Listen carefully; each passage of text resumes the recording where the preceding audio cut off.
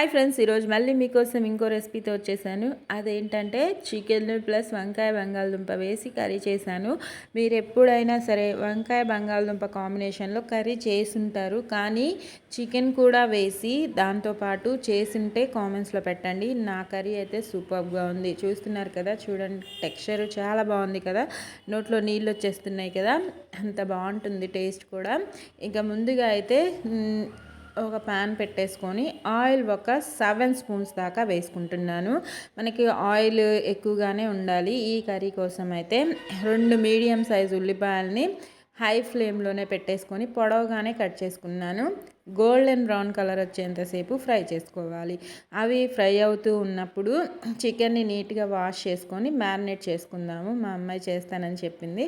ఇంకా ఉప్పు, పసుపు, కారం, ధనియాల పొడి, గరం మసాలా, పెరుగు ఇవన్నీ 1 స్పూన్ వేసుకొని చక్కగా మిక్స్ చేసుకొని పక్కన పెట్టేసుకోవాలి. ఈలోపు ఇవి చూడండి బాగా కలర్ మారాయి కదా, ఇలా మారిన తర్వాత ఒక 2 మీడియం సైజు టొమాటోస్ని ఇలా కట్ చేసుకున్నాను.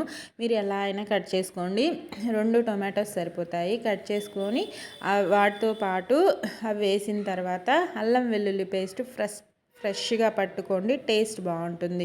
1 స్పూన్ అంతా వేసుకొని కర్రీకి సరిపడా నేను ఒక 1/2 kg చికెన్ ఉంటుంది, దాంతోపాటు బంగాళదుంపలు 2, వంకాయలు 3 సరిపోతాయి తీసుకున్నాను. ఇంకా చూడండి టొమాటో కూడా చక్కగా మగ్గింది కదా, మూత పెట్టి ఒక 10 మినిట్స్ మగ్గించుకున్నాను అనమాట. మగ్గిన తర్వాత అల్లం కూడా పచ్చివాసన పోయే ఉంటుంది. ఈ టైంలో మనం మ్యారినేట్ చేసి పెట్టుకున్న మనం ఈ ప్రాసెస్ అంతా అయ్యేలోపు ఒక పావు గంట పడుతుంది కదా, పావు గంట మ్యారినేట్ అయితే సరిపోతుంది, ఎక్కువగా ఏం అవసరం లేదు, ఈజీగానే కుక్ అయిపోతుంది. ఈ టైంలో మనం మ్యారినేట్ చేసి పెట్టుకున్న చికెన్ని వేసుకొని చక్కగా మిక్స్ చేసేసుకొని మూత పెట్టి వాటర్ రిలీజ్ అవుతాయి. ఆ వాటర్ రిలీజ్ అయ్యేంతసేపు లో ఫ్లేమ్లో మగ్గించుకోండి. అప్పుడు చికెన్ అనేది ఈవెన్గా కుక్ అవుతుంది అనమాట. లో ఫ్లేమ్లో చూపిస్తున్నాను కదా, వాటర్ రిలీజ్ అయ్యాయి కదా, ఈ టైం ఇది ఒక 15 మినిట్స్ పడుతుందన్నమాట. ఈ 15 మినిట్స్ తర్వాత మనం కట్ చేసి పెట్టుకున్న వంకాయ పీసెస్ ప్లస్ బంగాళదుంప పీసెస్ కూడా వేసుకొని చక్కగా అవి కూడా లో ఫ్లేమ్లోనే కుక్ చేసుకోవాలి.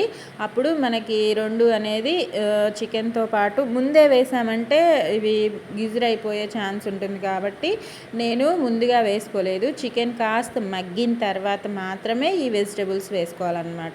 వేసుకొని అవి కూడా బాగా మగ్గాయి అనుకున్న తర్వాత చూడండి టెక్స్చర్ మీకు అర్థమవుతుంది కదా, ఇవి కాస్త మగ్గాయి. 15 మినిట్స్ లో ఫ్లేమ్లోనే ఉడికించుకోండి.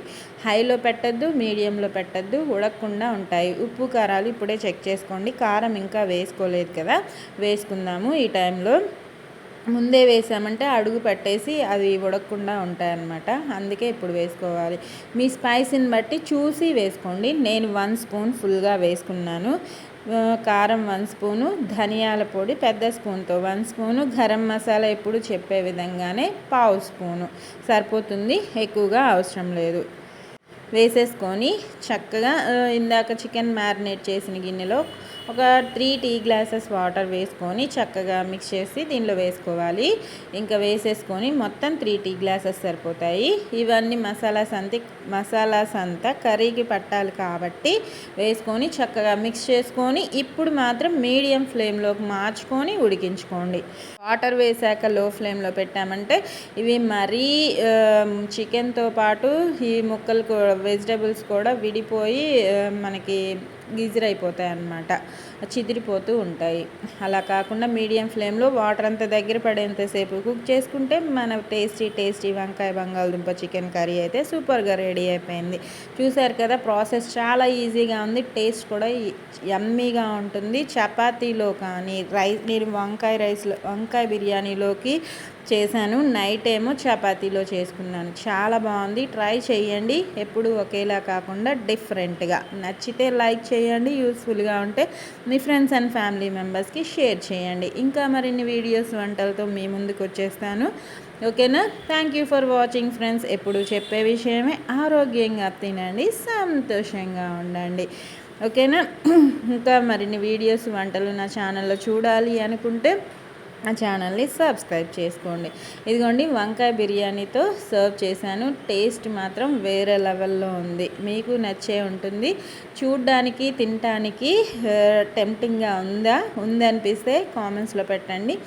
ఇదిగోండి చాలా బాగుంటుంది. నేను చెప్పడం కాదు, మీరు ట్రై చేస్తేనే ఏ రెసిపీ అయినా అర్థమవుతుంది. ఇది ఎలా చేయాలో మీ స్టైల్లో మీకు కూడా తెలుస్తుంది అన్నమాట. ఓకేనా ఫ్రెండ్స్? ఇంకా మరిన్ని వీడియోస్ తీస్తాను, చూపిస్తాను, వీడియోలు అప్లోడ్ చేస్తూనే ఉంటాను. ఇంట్లో వాళ్ళకైనా మన పిల్లలకైనా కొత్తగా తినిపిస్తూ ఉంటే మనకు కూడా అదో సెల్ఫ్ సాటిస్ఫాక్షన్ కదా.